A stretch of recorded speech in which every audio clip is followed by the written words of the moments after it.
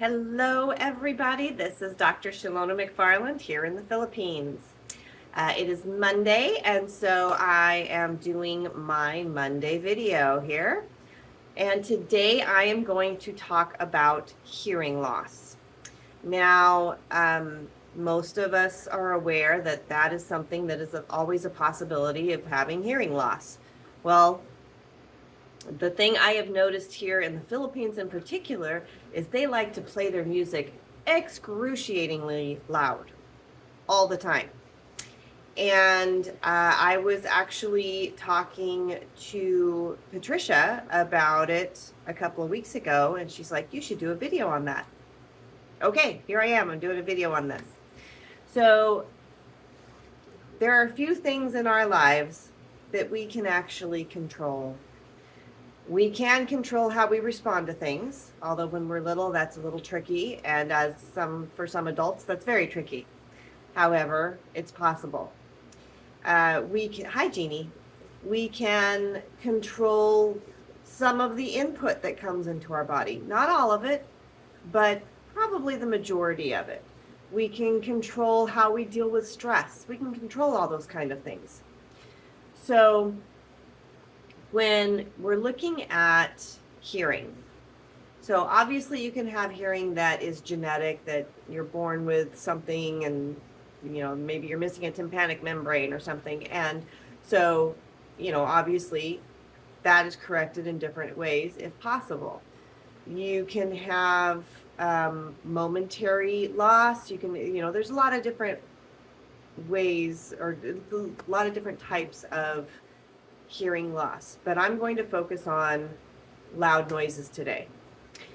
So hearing loss, slight hearing loss can occur from exposure to 16 to 25 decibels of sound. And I'm going to explain what all of these pertain to, okay? Mild hearing loss can occur from 26 to 40 decibels of sound. Moderate hearing loss can occur from 41 to 55 decibels. Severe, and I want you to listen to this one, is from 71 to 90 decibels of sound. Okay? Profound hearing loss can occur at anything over 90 decibels. So, what does that look like? Normal conversation is between 60 and 70 decibels.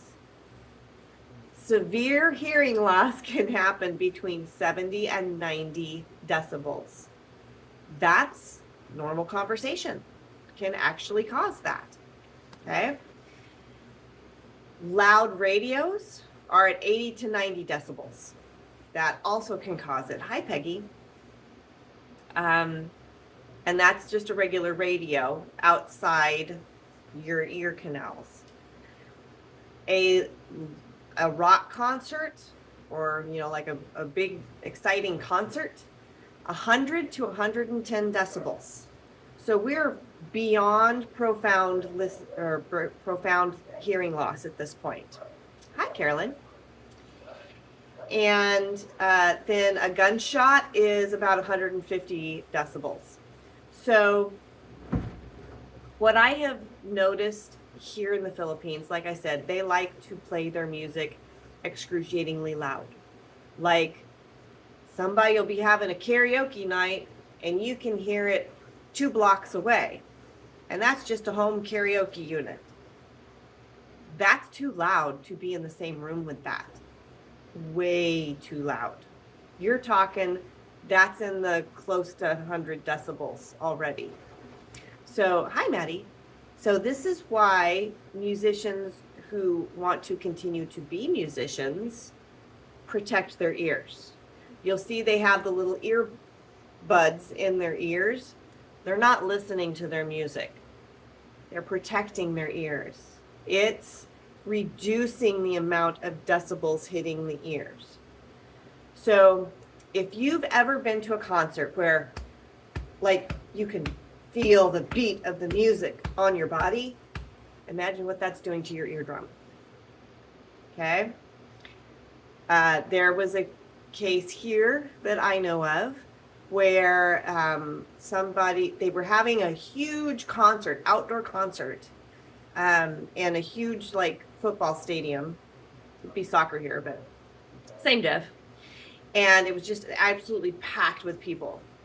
And that particular stadium has a bunch of buildings around it, and not very close to it, but surrounding it. And somebody had done a videotape of this concert, and they're sitting in their apartment on the 16th floor, very high up.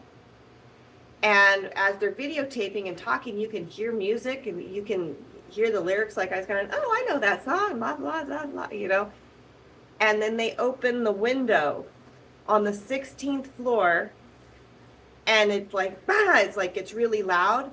And that concert hall was a good half a mile, maybe mile away from them. Can you imagine how loud it was in that stadium? I don't understand how they weren't all deaf when they walked out. Have you ever had an experience when you went to a concert and it was a loud concert and you were having fun and excited, and you walk out and your ears are ringing like you're like, man, I can't hear hardly anything. What's wrong with my ears? That was some of your sound getting killed. So those rings that we have in our ears, those little, I call them hearing tests, if they last for a very long time, those are significant symptoms of hearing loss. That sometimes you will lose a specific decibel or a specific wavelength of sound. And you'll find yourself going, huh, to the same person all the time because they happen to speak in that wavelength. And you've damaged your ear enough that you can't hear it. So what can we do to prevent this? First off, don't go to ridiculously loud concerts. And certainly don't do it all the time. Don't play your music excruciatingly loud. Like the neighbors that are, 200, 500 yards away from you should not be able to hear your music and be able to distinguish what song it is you're playing. Okay, so don't play your music that loud. Use earplugs. If you're going to go to a concert, if you're going to go to an event that you know is going to just be inundating your ears and your body and it makes me anxious. And I'm not an anxious person. But when I get in that situation, I immediately tense up and want to fight. I'm a fighter. In the fight, flight, or freeze, I'm the fighter. So it immediately sets me on edge and makes me want to fight because my body is telling me this is too much. We shouldn't be doing this. So use earplugs. Keep your levels below 70 decibels if possible. Unfortunately, if you live with a screamer, you're probably not going to keep your levels that low because they're going to be screaming at you all the time, causing damage.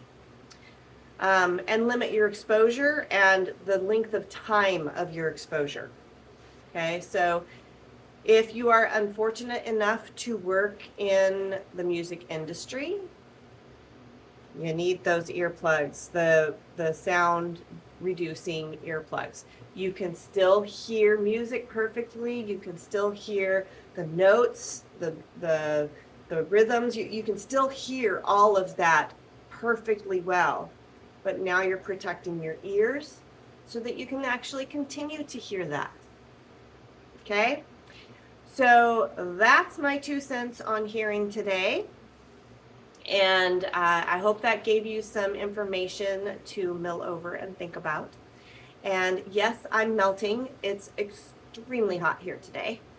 We're in the 90s already. This is our summer coming into that. So, you know, it's hot or hotter here, and they think it's cold and hot, but it's just hot and hotter. We're heading into the hotter season right now. So protect your ears. Think about what you're doing. If your body is telling you something is not right, think about what that might be. If it's your ears, if it's your eyes, protect your eyes when you're outside. You know, everybody wears sunglasses because they know you need to protect your eyes. You need to protect your ears too. You need to protect your taste buds, your olfactory system. You need to protect your body, this vessel. We only get one. And, you know, when this one blows up, we don't get another one. We just hopefully go up. Okay? Alrighty, guys. God bless you. I love you. Miss you all back home. And I will talk to you next Monday from Dumaguete. I'm going to be diving next week again.